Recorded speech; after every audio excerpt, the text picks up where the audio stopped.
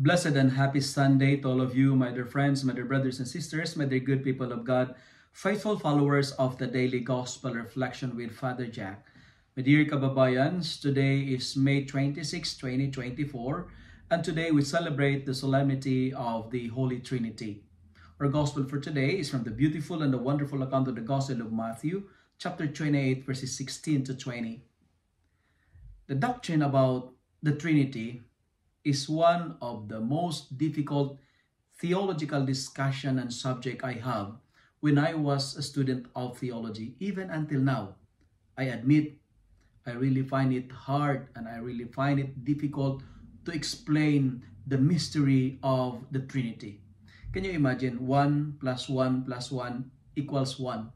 You know, 3 persons in one God.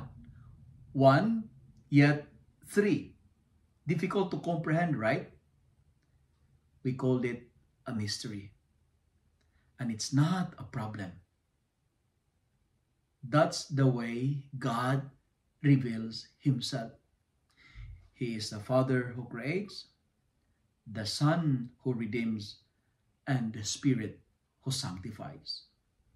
There's a big term, I remember when I was studying theology, we call this term homoousios. Meaning to say, the Father, the Son, and the Spirit are one in substance.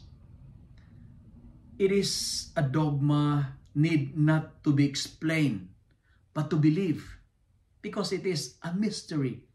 And mystery cannot be explained. Reason, our thinking cannot comprehend or cannot grasp the reality of the mystery. I say it again. This is a mystery, not a problem to be solved. The importance of this doctrine lies on this truth, that we are created in the image and the likeness of God. Therefore, the more we understand ourselves, the more we can understand God who created us. We may not be able to understand the how of the Trinity, but I think it is very essential and crucial to understand the why God reveals to us this way. And experts in religion tells us that people always try to be like God they worship. For example, people who worship a warrior God tends to be a warrior, right? People who worship a God of pleasure tends to love pleasure. People who worship a wrath God are more inclined to be angry. Now, what does the doctrine of the Blessed Trinity tells us about the kind of God we worship? My dear friends, my dear brothers and sisters, I hope you understand this. Our God does not exist in isolated individualism, but in a community of relationship binded with love. That's why to profess God as Trinity is to say that God is love. And we can prove it in His revealed actions. As a matter of fact, in our first reading for today, Moses told the people saying, "Never has been any deed as tremendous as those done for you by Yahweh in Egypt, which you saw with your own eyes." In short, in the Old Testament, the full revelation of Trinity has not been yet revealed. But we see, we witness the people's awareness of who God is from the action of mercy, from the action of compassion, from the action of kindness and fidelity. He is a God of love, revealed in His actions to the people. Israelites, people of the Old Testament, sorry to say, but were hard-headed people, stiff-necked kind of people.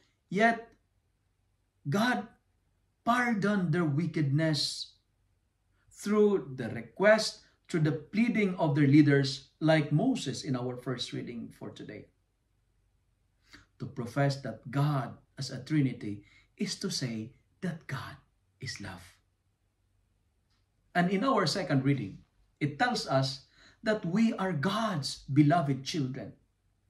As children of God, as adopted sons and daughters of God, we can call Him Abba, our Father. Our inheritance, therefore, is heaven. We share it because of Jesus. Because what I like most in our second reading for today is this: if we suffer with Him, we will also share the glory with Him. Meaning to say, Jesus is the face of the Trinity. Now, connecting all these ideas into our gospel for today, maybe or perhaps some of us are like the disciples in today's gospel. We worship God, we bowed before Him, but we have some doubts. We believe, but there is a piece of doubt in us. But you know what, my dear friends, my dear brothers and sisters, even if we doubt, the truth is this: God is with us because God is love. And today, to eliminate the doubt, we need to replace it with faith. Because we are called and commissioned to bring people to the faith. Go and make disciples. And my dear friends, it is okay to doubt, but never abandon your faith. If you have questions about your faith, never allow your questions to forget the Lord. It's okay to doubt, but never forget, never abandon, never neglect your faith. The gospel, and this is where I'm going to end my reflection for today, is challenging us with 3 missions this Sunday. Number 1, we are called, like the disciples, to go and make disciples. Meaning to say, we are called to invite people to God, to bring our family back to the Lord. Encourage your friends, your acquaintances to follow Jesus. Push people to God. Go and make disciples. And tell them that our God is a loving God. Our God is a compassionate and merciful God, like the experience of the people in our first reading for today. Second mission, we are called to baptize. Meaning to say, we are encouraged to incorporate the outsiders into the flock of God. Let us make them part of our faith, to bring them in communion in the church. But the friends, never allow your friends stay and stray away from the faith. Incorporate them. And finally, today, we are called to teach. Go, baptize, and teach. Teach by examples, not by principles. Teach by actions through witnessing our faith. Yeah, we cannot explain our faith, but we can live it. Remember, well done is better than well said. When you go and make disciples, when you baptize and incorporate people into the flock in the household of God, when you teach about the truth about our faith, do not be afraid, because we are empowered by God. All authority in heaven and on earth has been given to us. My dear friends, if you love and like this reflection, kindly share it with your friends. Share it with your family. Make the word of God viral so that many will be blessed. In the name of the Father, the Son, and the Holy Spirit. Amen.